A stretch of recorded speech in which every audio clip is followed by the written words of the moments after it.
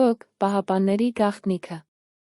Երբ Սանա լճի ջրերը 2024-ին իջան պատմական նվազագույնի, ջրի տակից ելած մի բան, որը փոխեց ամեն ինչ։ Իմ թոռը գտավ խեցեղեն սափոր նույն խորհրդանիշով, որ կար տատիկիս կրծքազարդին։ Անթակ պահապան։ Այդպես էր ինձ կոչում տատիկս։ 68 տարի ապրեցի չիմանալով, որ իմ արյան մեջ հոսում է Կիլիկիայի վերջին թագուհու, Զապելի արյունը։ Չգիտեի, որ 750 տարի մեր ընտանիքի կանայք պահպանում էին գաղտնիք, որը կարող էր փոխել Հայաստանի ապագան։ Տատիկիս խոհարարական գիրքը թաքցրած կոդ էր։ 3 թերթիկ մայր արից նշանակում էր տար։ Երբ վերծանեցինք, հաղորդագրությունը տարավ մեզ լճի տակ թաքնված 7 քարերի մոտ։ Տապանակում ոսկի չկար։ Կային սերմեր, 800-ամյա ցորեն, անհետացած ծիրան, միջնադարյան խաղող։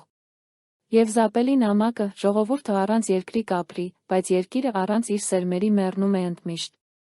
73 սերունդ։ 73 կին։ Ցեղասպանություն, պատերազմներ, բռնատիրություն, նրանք պահպանեցին կյանքը։ Հիմա իմ հերթն էր որոշել, ինչ անել գանձով, որը կարող էր դարձնել ինձ միլիոնատեր կամ փրկել ազգի հիշողությունը։ Իմ անունը Գոհար Սարգսյանն է, 68 տարեկան եմ։ Տատիկս, Սիրանուշը, ինձ կոչում էր անթակ պահապան։ Երբեք չհասկացա այդ խոսքերի իմաստը, մինչ Սանա լճի ջրերը բացահայտեցին իրենց գաղտնիքը։ 2024-ի սեպտեմբերին Սանը հասել էր իր ամենացածր մակարդակին։ Թորս, Դավիթը, համալսարանում գտել էր խեցեղեն սափոր, 5 գրաբարով արձանագրություններով։ Վերում փորագրված էր նույն խորհրդանիշը, որ զարդարում էր տատիկիս կրծքազարդը, աղավնի բանալիով վարդերի օղակում։ Այդ գիշեր գտա տատիկիս խոհարարական գիրքը։ Որոշ բաղադրատոմսեր ունեին անհնար բաղադրիչներ, 3 թերթիկ մայր արից, 1 գթալ հյուսիսային քամուց։ Դա կոդ էր։ Յուրաքանչյուր բաղադրիչ համապատասխանում էր հին հայերեն տառին։ 3 օր տեց ապակոդավորումը Դավթի դասախոս Լուսինե Պետրոսյանի օգնությամբ։ Հաղորդագրությունն ասում էր, որտեղ վանքը համբուրում է լիճը, 7 քարերը ձավորում են խաչ, այնտեղ հանգչում է Կիլիկիայի սիրտը։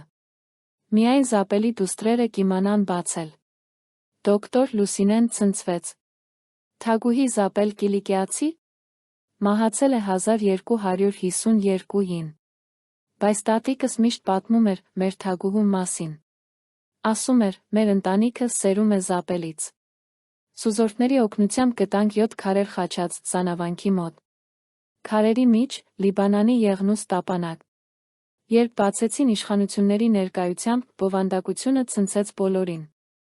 Ոչ թե ոսկի, հարյուրավոր կտավի պարկեր սերմերով, պիտակավորված միջնադարյան հայերենով։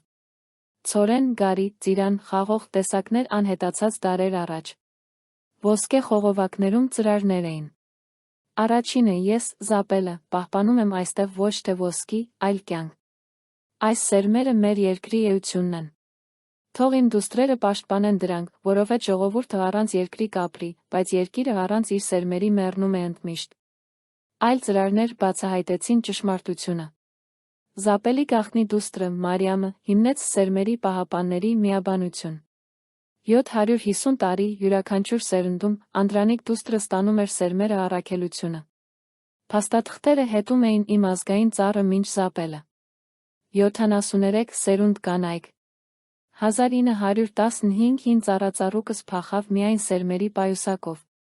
Խորհրդային տարիներին տատիկս գաղտնի մշակում էր դրանք։ Մայրս շարունակեց, թե ես չգիտեի։ Երբ լրատվամիջոցները հարցրեցին իմ արքայազնության մասին, պատասխանեցի, ես վերջին օղակն եմ երկար շղթայում։ Նախարարությունը կորպորացիաները առաջարկեցին միլիոններ։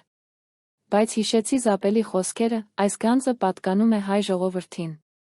Նվիրաբերեցի ամեն ինչ գյուղատնտեսության ինստիտուտին 3 պայմանով, սերմերը անվճար կբաշխվեն ֆերմերներին, նախագիծը կանվանվի Սիրանուշի այգի, պահապանների գիտելիքը կմնա հրապարակային։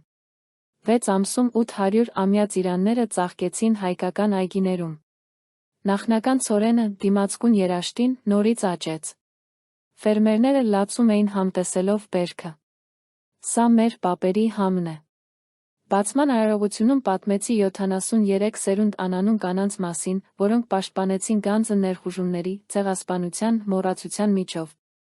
Ծառածառուկս փախավ մահից այս սերմերով։ Տատիկս տնկեց բռնատիրության ներքո։ Մայրս սովորեցրեց սիրել երկիրը։ Առաքելությունը կատարված է, բայց սա նոր սկիզբ է։ Թորս, Դավիթը, կլինի առաջին տղամարդ պահապան։ Նա պետք է հասկանա, սա պատասխանատվություն է ապագայի նկատմամբ։ Այսօր սովորեցնում եմ երիտասարդներին նախնական տեսակների մասին։ Երբ հարցնում են չեմ զղջում արքայական գանձը նվիրաբերելու համար, ցույց եմ տալիս դաշտերը, սա իմ թագավորությունն է։ Յուրաքանչյուր հայ ֆերմեր իմ ժառանգորդն է։ Գրասենյակումս պահում եմ 3 բան՝ տատիկիս կրծքազարդը, նրա լուսանկարը, վարդի սերմերի պարկ։ Զապելի նամակում ասված է, տնկել է, երբ Հայաստանը խաղաղության մեջ լինի։ Սպասում եմ այդ օրվան, բայց լռությամբ չեմ սպասում։ Պատմում եմ մեր պատմությունը։ Իրական գանձը սերմերը չէին, այլ 73 սերունդ կանանց քաջությունը, որոնք մերժեցին թողնել մեր էությունը մեռնի։ Նրանք պահպանեցին հույսը, հավատը, սերը դեպի երկիրը։